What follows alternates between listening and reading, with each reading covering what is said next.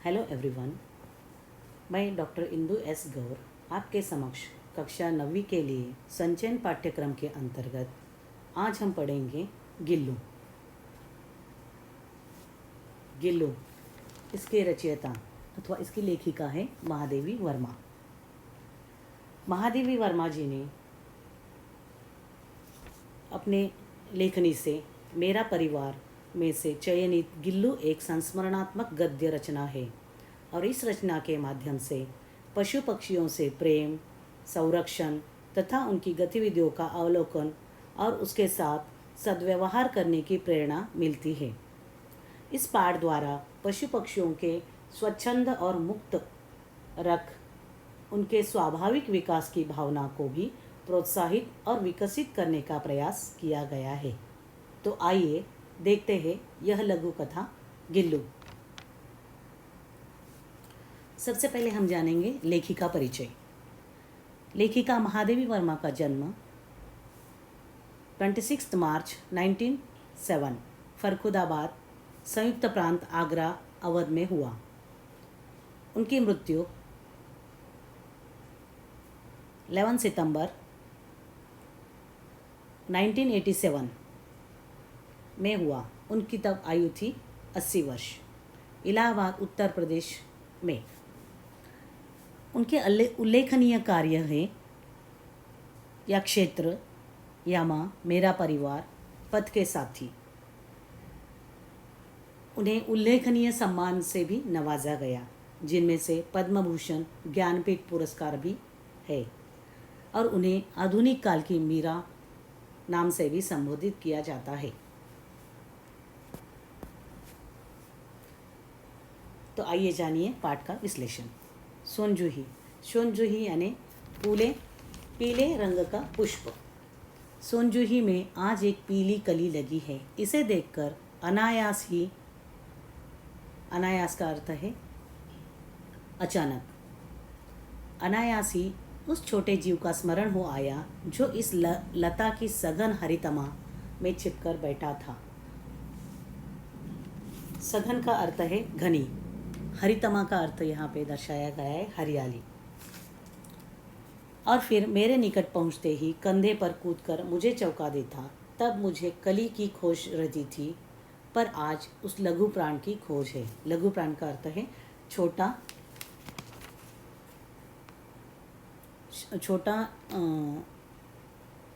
शरीर अथवा छोटा प्राण भी कह सकते हैं।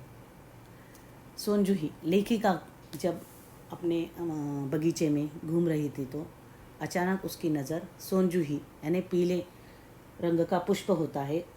शायद लेखिका ने एक गमले में पीले रंग का पौधा रोपा था और उसके ऊपर वह कली नज़र आ रही थी। तो उसे देखते ही अचानक उसको एक छोटे जीव का स्मरण आया, यानी कि एक छोटे जीव की याद आ गई। तो उस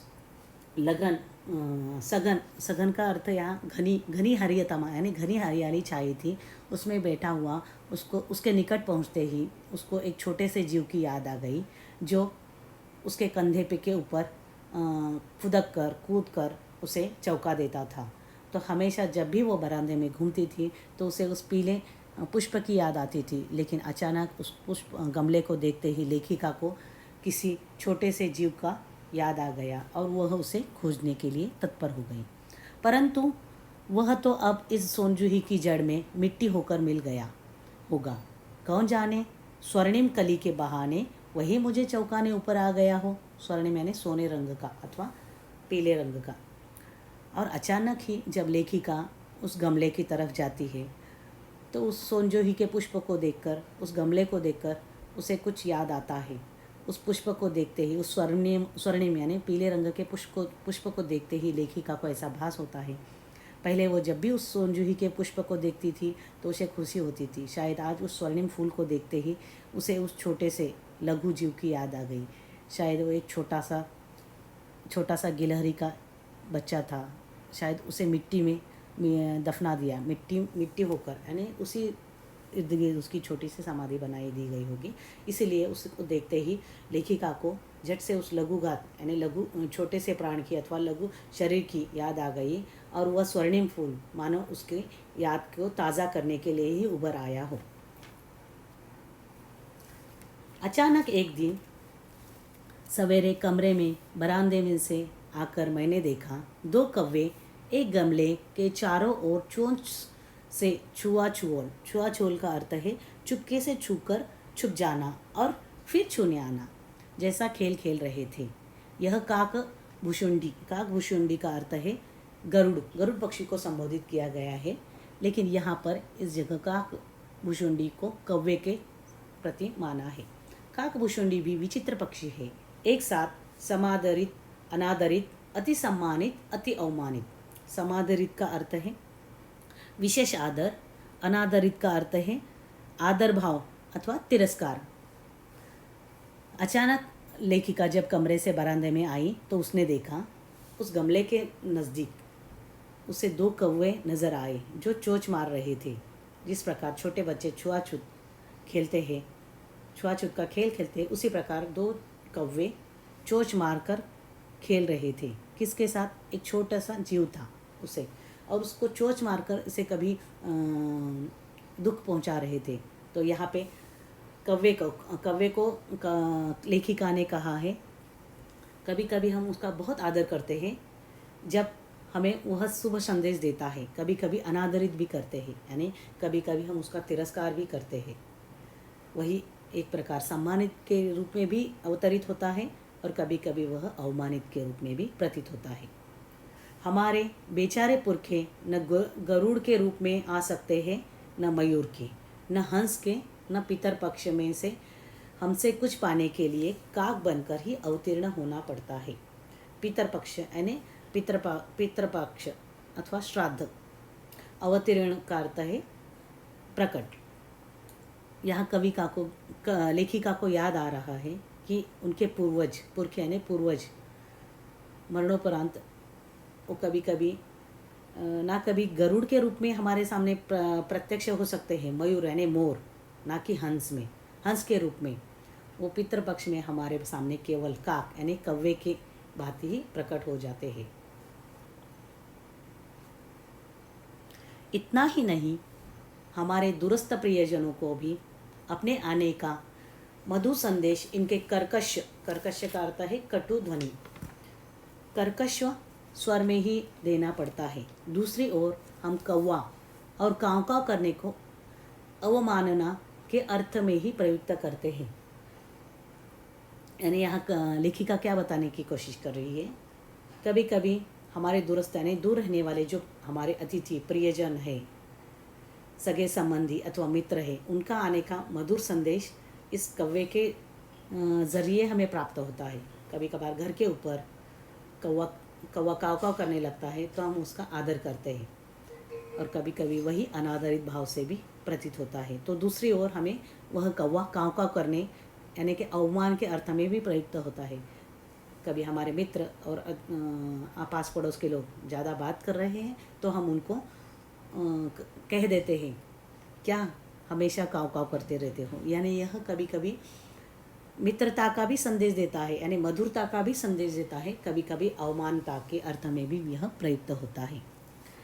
मेरे काक पुराण के विवेचन में अचानक बाधा आ पड़ी। बाधा का अर्थ है रुकावट, क्योंकि गमले और दीवार की संधि में छिपे एक छोटे से जीव पर मेरी दृष्टि यानी नज़र रुक गई। निकट जाकर देखा गिलहरी का छोटा सा बच्चा है जो संभवतः घोंसले से गिर पड़ा है।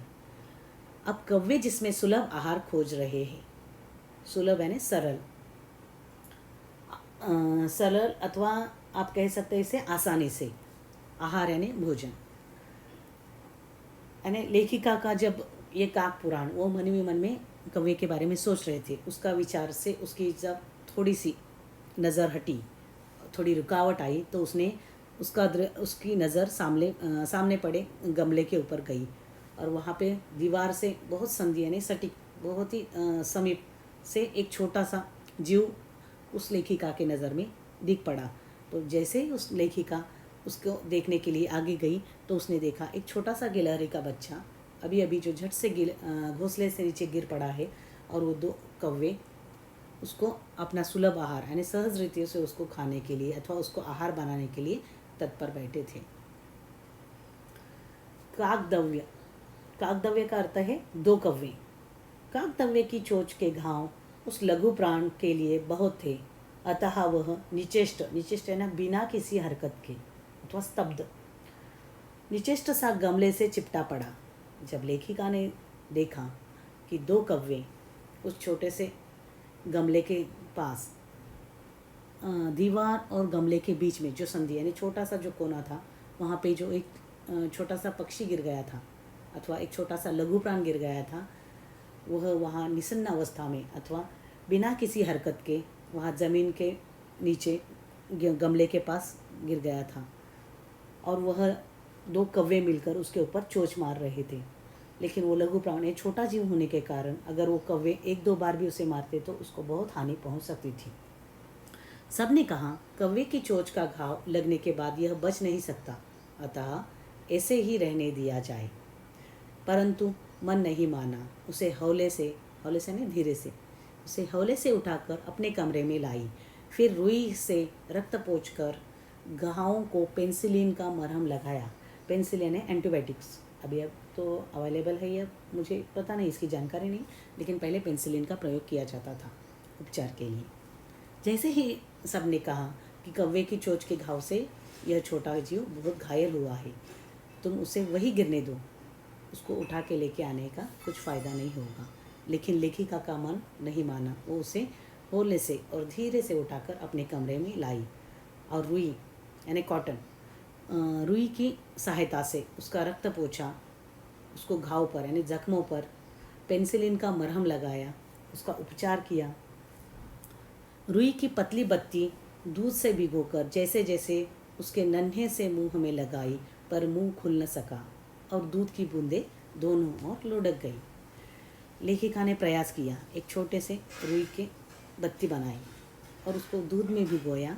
उसकी सहायता से उस छोटे से जीव के मुंह के अंदर वह बूंदें टपकाने की कोशिश की, किंतु वह बूंदें यहाँ वहाँ लुढ़क गई यानी गिर गई और वह सीधे उसके मुंह में न जा सकी।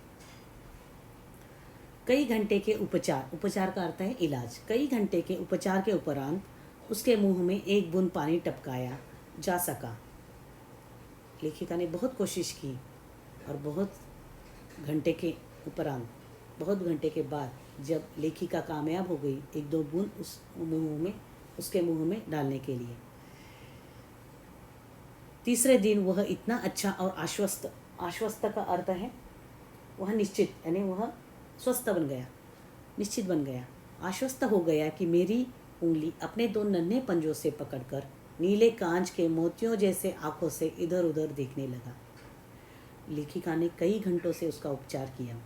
लगातार उसने छोटे से रुई की बत्ती बनाई और उसके मुंह के निकट जाकर 2-3 बूंदें डालने की कोशिश की। शुरू में कुछ वह कामयाब नहीं हो पाई, किंतु अंत में जैसे तैसे करके लेखिका ने उसके मुंह के अंदर 1-2 बूंदें पानी की डाल दी और 2-3 दिन के उपरांत वह आश्वस्त यानी स्वस्थ हो गया और लेखिका की उंगली पकड़कर अपने दोनों नन्हे पंजों से पकड़कर अपनी नीली कांच जैसे मोतियों जैसे आँखों से इधर उधर देखने लगा। यहाँ बहुत ही सुंदर अक्षरों में लेखिका ने गिलहरी का वर्णन किया गया है। 3-4 मास का अर्थ है महीने। 3-4 मास उसके स्निग्ध का अर्थ है चिकना अथवा सॉफ्ट कह सकते हैं। स्निग्ध रोएदार झब्बेदार पूंछ और चंचल चमकीली आंखें सबको विस्मित का अर्थ है आश्चर्यचकित अथवा विस्मित करने लगी। ऐसे ही 3-4 महीने निकल गए और उसमें उसकी बहुत ही चिकनी और सॉफ्ट रोएदार रुई की भांति झब्बेदार पूंछ और चंचल चमकीली आंखें सबको आश्चर्य करने लगी। हमने उसकी जातिवाचक संज्ञा को व्यक्तिवाचक का रूप दे दिया और इस प्रकार हम उसे गिल्लू कहकर बुलाने लगे और इसी प्रकार उसने उसको एक जाति को छोड़ के एक व्यक्ति की तरह उसका नामकरण किया और उसका नाम रखा लेखिका ने गिल्लू। और सब घर में उसे गिल्लू करके बुलाने लगे। मैंने फूल रखने की एक हल्की डलिया का अर्थ है बाँस से बनाई गई एक छोटी सी टोकरी जिसमें हम फूल वगैरह, भगवान को फूल वगैरह जमा करने अथवा चुनने के लिए जाते, उसके लिए प्रयुक्त होता है वो बाँस से बनाई गई टोकरी। लेखिका ने उस एक छोटी सी डलिया को लिया और उसके अंदर रुई बिछाकर उसके ऊपर एक खिड़की, उसको तार की सहायता से एक खिड़की में लटका दिया और यही बन गया गिल्लू का घर। वही 2 वर्ष गिल्लू का घर रहा। वह स्वयं हिलाकर अपने घर में झूमता और अपनी कांच के मन को सी, यहाँ पे थोड़ा प्रिंटिंग मिस्टेक हो गए, मन को सी चाहिए, मन को सी आंखों से कमरे के भीतर और खिड़की से बाहर न जाने क्या देखता समझता रहता था, परंतु उसकी समझदारी और कार्यकलाप यानी उसका काम करने का तरीका अथवा काम करना कार्यकलाप पर सबको आश्चर्य होता। देखते ही देखते 2 साल बीत गए और इस लघु प्राण की आयु भी ज़्यादा रहती नहीं। 2 और 2.5 साल के दरमियान ही उसका जीव उतना ही रहता है, यानी उसकी ज़िंदगी उतनी ही रहती है गिलहरी की। तो देखते ही देखते 2 साल गुजर गए। वही 2 वर्षों में गिल्लू स्वयं ही उस डलिया को कभी कभी खुद हिला लेता था और झूल लेता था और अपनी कांच जैसे मोतियों जैसे कांच की आँखों से अपने कमरे के भीतर बाहर झांकते रहता था। पता नहीं क्या दिखता रहता था, किंतु सभी उसके समझदारी और काम करने की शैली को देखकर आश्चर्यचकित हो जाते थे। जब मैं लिखने बैठती तब अपनी ओर मेरा ध्यान आकर्षित करने की उसे इतनी तीव्र इच्छा होती थी कि उसने एक अच्छा उपाय खोज निकाला। जब भी लेखिका अपना कार्य करने के लिए अपने कमरे में बैठती थी तो गिल्लू अपना लेखिका का ध्यान अपनी तरफ आकर्षित करने के लिए क्या करता था, वह अनेक उपाय करता था और उसके अंदर बहुत तीव्र इच्छा भी उत्पन्न होती थी। इसलिए उसने एक अच्छा खासा उपाय निकाला। वह मेरे पैर तक सर से पर्दे पर चढ़ जाता और फिर तेज़ी से उतरता। उसका यह दौड़ने का क्रम तब तक चलता जब तक मैं उसे पकड़ने के लिए न उठती। लेखिका का ध्यान आकर्षित करने के लिए उसने जो तरीका अथवा उपाय खोजा था वो बहुत ही सीधा था। वह लेखिका के पैर तक सर से पर्दे से चढ़ जाता और उसी तेज़ी से वह उतर जाता था। यह दौड़ने भागने का क्रम यानी उतरने चढ़ने का क्रम वह तब तक जारी रखता जब तक कि लेखिका उसे खुद पकड़ के उठा न लेती। कभी मैं गिल्लू को पकड़कर एक लंबे लिफाफे का अर्थ है इनोलम। कभी मैं गिल्लू को पकड़कर एक लंबे लिफाफे में इस प्रकार रख देती कि उसके अगले 2 पंजे और सिर के अतिरिक्त सारा लघुघात का अर्थ है छोटा शरीर लिफाफे के भीतर रहता। और इस अद्भुत स्थिति में कभी कभी घंटों मेज़ पर दीवार के सहारे खड़ा रहकर वह अपनी चमकीली आंखों से मेरा कार्यकलाप देखता रहता। आगे लेखिका कहती है, कभी कभी गिल्लू को पकड़कर वो क्या करती थी, एक इनोलम यानी लिफाफे में इस प्रकार डालती थी कि उसके अगले 2 पंजे बाहर निकले और बाकी का उसका पूरा लघुघात यानी पूरा छोटा जो शरीर है उस लिफाफे के भीतर जाए। और इस अद्भुत स्थिति में भी कभी कभी वो घंटों लेखिका काम करते बैठती थी। तो उस समय वह दीवार के सहारे खड़ा रहकर अपनी चमकीली नीली मोतियों जैसे चमकीली आंखों से लेखिका का कार्य करते हुए, लेखिका जो कार्यकलाप करती रहती थी उस कार्य को देखता निहारता रहता था। भूख लगने पर चिक करके मानो वह मुझे सूचना देता और काजू या बिस्कुट मिल जाने पर उसी स्थिति में लिफाफे से बाहर वाले पंजों से पकड़कर उसे कुतरता। यह सब करते समय वह लेखिका को निहारता देखता काम करते समय और उसी लिफाफे में भी बैठा रहता था। कभी दीवार के सहारे तो कभी मेज़ के सहारे घंटों तक लेखिका के कार्यकलाप को देखते वो गिलहरी यानी गिल्लू देखता रहता था। समय बीतने के बाद उसे भूख लगने पर वो लेखिका को सूचित कर देता था। किस प्रकार चिक करके वह सूचना भी देता था यानी कि उसको भूख लगी है। जिस प्रकार छोटे बच्चे अपने माँ को भूख लगने पर सूचित कर देते हैं, उसी प्रकार यह गिल्लू यानी गिलहरी जो है लेखिका को सूचित कर देती थी चिक चिक की आवाज़ से। तो झट से लेखिका काजू या बिस्किट उसके सामने रख देती थी। उस स्थिति में भी यानी वह लिफाफे में बंद होने के बावजूद भी वो क्या करता था, उसी स्थिति में लिफाफे से बाहर अपने जो 2 पंजे सामने रखे रहते थे उसकी सहायता से काजू और बिस्कुट ऐसे कुतरता था छोटे छोटे टुकड़ों में और अपना भोजन कर लेता था। फिर गिल्लू के जीवन का प्रथम बसंत आया। नीम चमेली की गंध मेरे कमरे में होले होले आने लगी। बाहर की गिलहरियाँ खिड़की की जाली से आकर चिक चिक करके न जाने क्या कहने लगी। देखते ही देखते 2 साल भी बीत गए और लेखिका के पता भी न चला। और यह गिल्लू का भी पहला या दूसरा, और देखते ही देखते पहला तो वसंत ऐसे निकल गया और देखते ही देखते उस पहले वसंत में मानो चमेलियों के गंध यानी कि बाहर जो बरामदे में लेखिका के पास चमेली के फूल रखे थे उसके गंध कमरे में धीरे धीरे आने लगी और पूरा कमरे में चमेली की गंध भी गंध यानी सुगंध पहनने लगी, बिखरने लगी। गिलहरियाँ और बाहर से बहुत सारी गिलहरियाँ खिड़की की जाली के पास आकर चिक चिक करने लगी। इस प्रकार नया कौन सा तो प्राणी को देखने के बाद अथवा गिलहरी से उसी की जाति के प्राणी को देखने के बाद चिक चिक करके संबोधित करते हैं। यह भी उनकी भाषा शैली होगी, वार्तालाप करने का एक जरिया होगा। तो वह अचानक खिड़की के पास आकर गिल्लू को देखकर गिलहरियाँ चिक चिक करने लगी। न जाने क्या कहना चाहती थी। गिल्लू को जाली के पास बैठकर अपनेपन से बाहर झांकते देखकर मुझे लगा कि उसे मुक्त करना आवश्यक है। यानी लेखिका को शायद अब पता चला होगा कि वह कितना भी अच्छा पिंजरा क्यों न हो, सोने का ही होता है। पक्षियों को तो बाहरी मुक्त छंद में ज़्यादा प्रसन्नता मिलती है। यहाँ तो क्या गिल्लू के ऊपर कोई पाबंद नहीं था, लेकिन फिर भी जो घर में रहता था, जब लेखिका बाहर जाती थी तो उसको जाने में दिक्कत हो रही थी। इसलिए बाहर की जो गिलहरियाँ चिक चिक करके आवाज़ दे रही थी, उस वक्त लेखिका को शायद उसके मन में आया उसे मुक्त करने का भी समय आ गया। शायद उसे थोड़ा फ्री छोड़ना है, मुक्त यानी फ्री करने की अभी ज़रूरत है।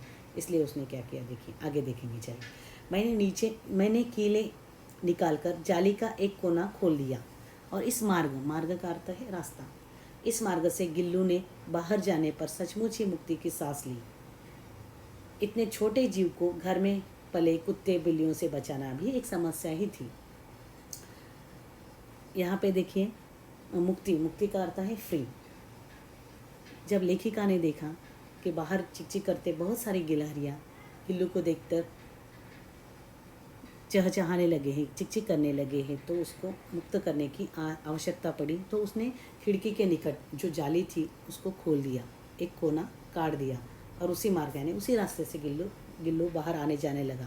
और सच में उसको स्वच्छंदता का भी आनंद यहाँ महसूस हो गया। शायद मुक्ति की सांस मिल गई। यानी उसे यहाँ कवि लेखिका कहना चाहती है स्वच्छंदता, यानी कवि को जो मिली है स्वच्छंदता, उस छोटे से लघु जीव को मिलने वाली स्वच्छंदता लेखिका को भाई। इसलिए उसने कहा, अंत में उसने मुक्ति की सांस ली। इतने छोटे से शरीर अथवा इतने छोटे से जीव को भी पालना बहुत मुश्किल होता है। घर में तो कुत्ते बिल्लियाँ रहती है, उसको बचाना भी एक समस्या ही होती थी। इसलिए उसने अपने खिड़की के यही एक कोने को काट कर वहाँ से उसको मार्ग बना दिया और गिल्लू भी वहाँ से ही आने जाने की गिल्लू ने शुरुआत की। तो यहाँ तक आज का पाठ हम यही समाप्त करेंगे, लेकिन इसका उत्तरार्ध अगले भाग में देखेंगे।